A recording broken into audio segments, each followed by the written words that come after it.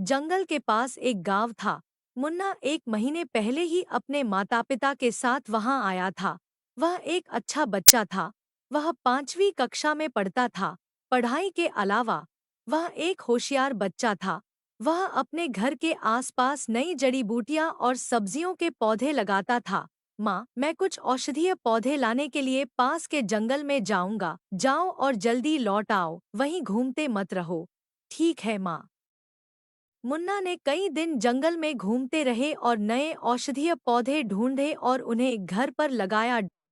एक दिन उसे जंगल के बीच में एक अच्छा बड़ा तालाब मिला। वह सावधानीपूर्वक चट्टानों से नीचे उतरा और पानी की स्थिति की जांच की। जंगल के बीच में इतना अच्छा तालाब और पानी तैरने के लिए भी अच्छा है। मैं चट्टान से गोता लगाने जा रहा हूँ। मैंने यहाँ तैराकी में बहुत समय बिताया है। यह मजेदार है। मैं हर रोज यहाँ तैराकी के लिए आऊंगा। छुट्टियों के अगले दिनों में मुन्ना एक दिन तालाब में तैरने के लिए जंगल में आया।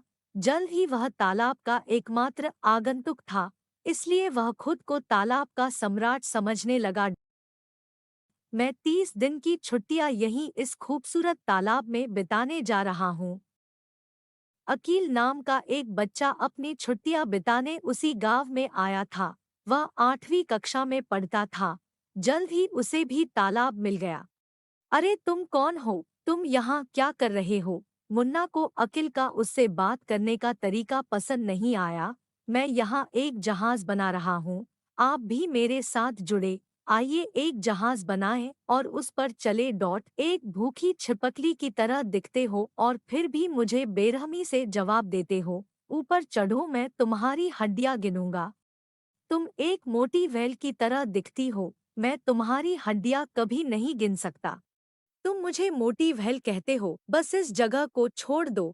मैं अकेले तैरना चाहता हूँ। तुम बिन बुलाए मेरे तालाब पर आते हो और मुझे जाने के लिए कहते हो। तुम्हारी हिम्मत कैसे हुई? आपका तालाब? तो क्या यह एक पतली छिपकली वाला तालाब है? फिर क्या है? यह एक मोटा व्हेल का तालाब है।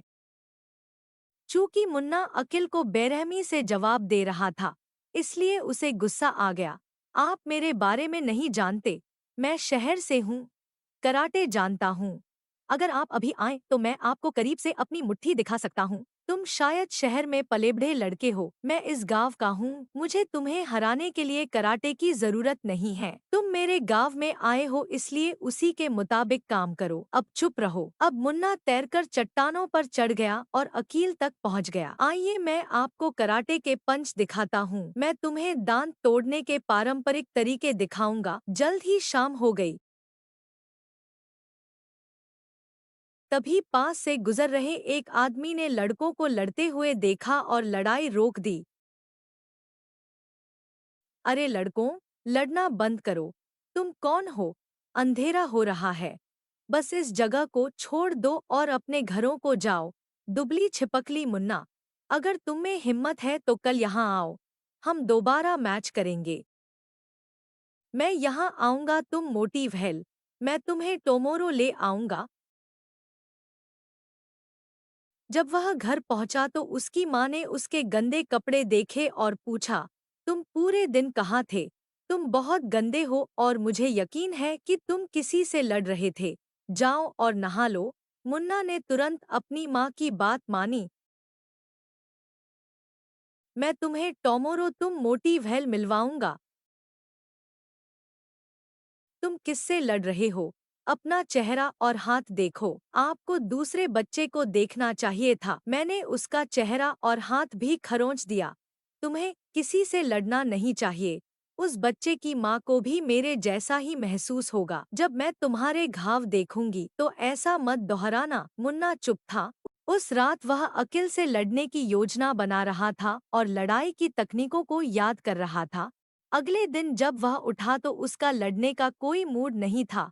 अगर मैं आज तालाब पर नहीं जाऊंगी तो शायद अकील सोचेगा कि मैं उससे डर रही हूँ। जब वह वहां गया तो अकील पहले से ही वहां उसका इंतजार कर रहा था।